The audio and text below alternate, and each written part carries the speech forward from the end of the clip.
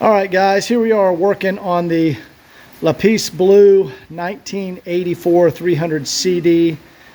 Beautiful car, but that windshield gasket was starting to dry rot, so Mark is over here. We've removed, I say we, Mark has removed the windshield and now he's scraping off that old gasket. The good news is that there is absolutely no rust underneath here. It is excellent condition. So he's scraping off this old gasket, and I've got an original Mercedes gasket. I'm also replacing the dash on this car. So you got a little crack there, a little crack there. But yeah, Mark is scraping that old gasket out of there. It's the sun pretty much bakes them in there. So that's how the rubber's made too. It deteriorates into glue pretty much. Sorry, I didn't mean to interrupt. No, that's good. And how does Mercedes do it? Yep, they put a sealant down and then put the gasket over. They use, actually in the case of this one, it don't look like it had any sealant. The way the gasket's made, it has a double lip on the inside that when you pull it in, one folds down against this way. It's all the same, but one half, which is what you're seeing here, is part of it lays down against this, and the other part rolls up against that, and it's just like this, and keeps the water out. Okay.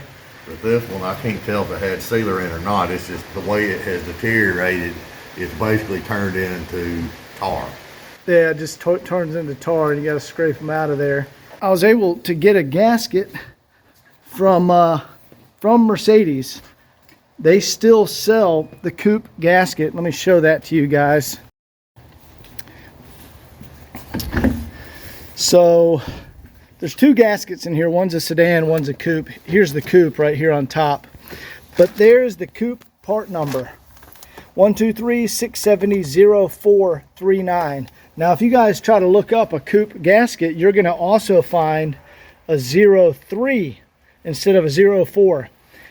And the 03 is the wrong gasket for a US spec car, because the US spec cars had a different windshield thickness, different glass thickness than European cars did. So the 03 is for the European cars, the 04 is for the US cars. So anyway, I'll show you the windshield once we got it back in here. Mark is just cleaning up the original, getting all the original gasket off of there, and then we're gonna remove that tint and put this original windshield back in there. See, we still got the original Mercedes sticker on it. And let me show you guys why I wanted to change it. Let's see here. See if I can find the part that was actually around there we go. So this part right here, that's what you would have seen, you know, sticking out on the roof. And see, it's just cracked and dry rotted. And when they get like that, it's time to change them. And here we go. This is the original windshield with, you can see the, I don't know if you guys can see that. See the Mercedes star right there? Oh, yeah, there we go. And you can't get those anymore from Mercedes, so that's cool. So I'll come back when Mark is done and we got the new windshield in, and see you guys in a minute. All right, Mark has the windshield and trim back in. Excuse all the fingerprints, guys. You know I'll clean all that off. That's what it looks like after you install a windshield. All right, we got this fresh, brand new Mercedes genuine gasket in here. And you can see where Mark put sealant around there. Now you can see here he hasn't cleaned it off yet on this side. Yeah, there you go. You can see the sealant. Now he goes back and cleans that off. But that's a really crucial step so it doesn't leak.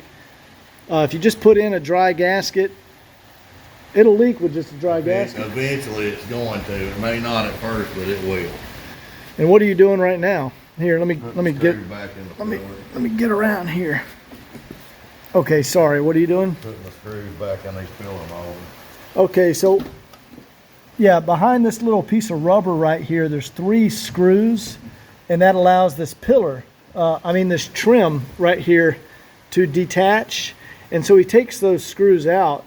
so we can get access to the gasket easier. And that's what he's about to put back in here. I think he already did it on the other side. Again, excuse all the fingerprints. That's, you know, that's what it looks like when you're putting in a windshield. You get fingerprints everywhere. That gets all cleaned up. But yeah, the screws go right behind here. Actually, we can see him doing it over here. Mark, you mind if I record you? Hang on, let me get one located.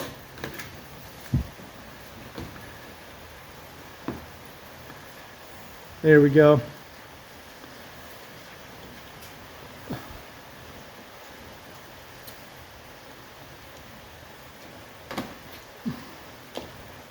He just put the screw back behind there. These are tedious as hell to do. Yeah, it looks like it.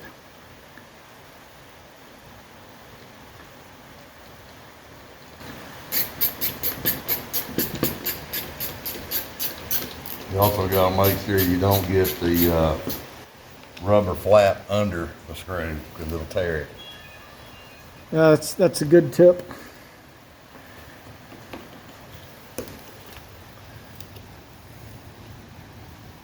So there's one at the top, bottom, and the middle. Top, bottom, and center, and one of them missing, so I'm gonna dig one out here in a second. I'm gonna get these two in. All right, guys, so I'm gonna let Mark finish up there, but then we'll do the windshield wipers go back on, and then of course the when you're doing this job, all the interior, the A-pillar, there you go, you can see the A-pillar, the header panel, the rear view mirrors, the rear view mirror, the sun visor, all that stuff has to come off. You can see where the A-pillars are off in order to correctly get that gasket in there. You ain't getting it in otherwise. it'll never go if you don't take it off. So, and it is possible to do even with the dash in there.